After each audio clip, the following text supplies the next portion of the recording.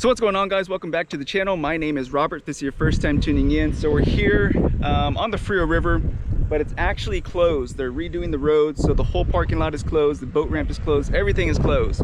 So it's a little unfortunate. If you make the drive all the way out here, just know it's not open. So I don't want everyone to come out here and to have to turn around and go find another spot. So it'll push you back at least an hour if you have to drive over here, turn around and go somewhere else.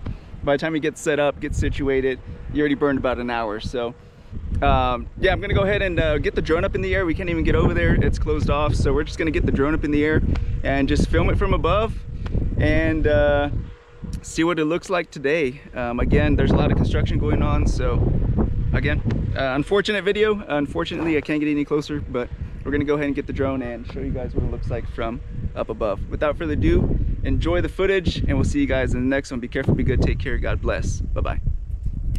They're actually redoing the road here to 99. For those of you guys who are interested, I'll upload this part of the video as well. But they are working on it. It's looking good. Looking really, really good, actually. They are fixing this road. Not sure exactly when they started it, but it looks like they've been on it for at least a full day. So this is probably at least day 2, if not more. Oh, road is closed.